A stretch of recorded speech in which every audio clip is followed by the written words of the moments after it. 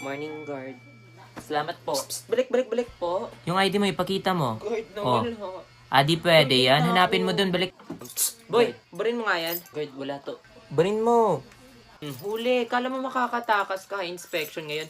Ma'am, turuan mo yan ng leksyon. Ikaw dito, bawasan lang natin ng alcohol. Ma'am, magpagupit mo na. Bawal talaga, ma'am. Really? Shit. Oo, I ganun talaga. forgot. I'm so sorry po. Baka lang po kasi. Sige, okay lang ganda. Bawal yung dito, ma'am. Bawal sa Bawal. Umuwi ka dun. Po? Okay na po yan, guard. Ano to? Wala po to. Hindi, may tinatago. Paano to?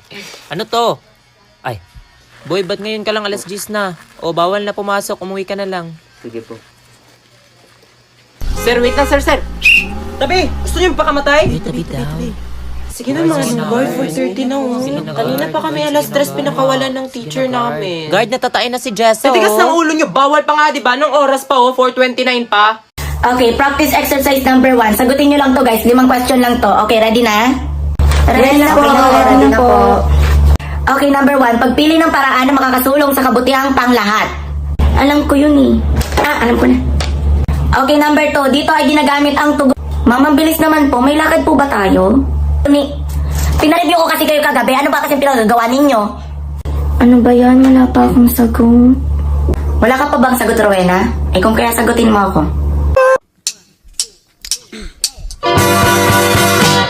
Samahan mo ako ngayong gabi. Maglandian ba? Ma'am, yung number 2 hindi pa po tapos basahin. Nabasa ko na kanina. Paano kasi hindi kayo nakikinig? Number 3. Ay, tag yata si ma'am ngayon. Number 3, masusing pagpili sa mga opisyal na pagpili. Ba't parang ang ganda mo ngayon, Rowena? Uy, salamat. Nagpaganda talaga ako ngayon kasi pilian kung sino ang sasaktan ko dito. Maglandian na lang kaya tayo dito. Huwag na tayo mag-exam. Sorry po, ma'am. Huwag na kasi makipagsabayan. Ilang beses ko kasi sa inyo sinabi na mag-review. Ano kasi ginawa niyo kagabi? So, wala magsasalita sa inyo? Pass the paper! Ma'am, paano po ipapasa to? Online class to. Ipalalamove mo! Boba! Rowena, parang couple tayo ng damit, no? Oo nga, okay. Manang, pwede po bang magtanong? Manang to. Ha? Bata pa ako eh. Manang ina mo ah. Ay, sorry po. Magtatanong lang naman po talaga ako, Ale. Ale? Ialis mo yung sarapan ko, Kit.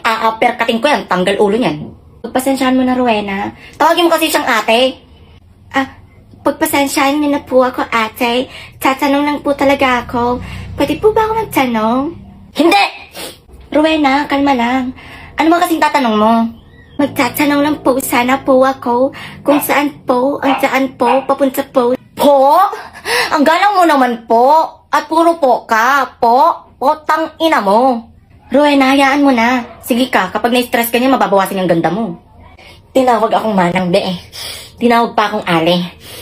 Hindi ko mapapatawad tong babaeng to. Gigigil ako. Pabayaan mo na yan sa kanya. Natatanong lang naman yung tao. Oo nga po. Tatanong ko lang po sana kung saan yung 7-Eleven dito po.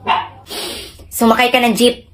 Tapos sabihin mo, monumento. Baba ka doon sa gilid. Nandun na yung 7-Eleven. Okay po. Sasakay po ako sa jeep. Pwede po bang card yung pambayad ko sa jeep? Try mo, be! Tingnan lang natin kung hindi yan ipokpok sa'yo na driver sa ulo mo. Hindi gigil ako sa'yo. Umalis ka sa harap namin. Okay po. Pambihira naman yung babaeng yun. Sa halagang 9 pesos, ika-card pa. Inom tayo. Utang ina, sira ng araw ko.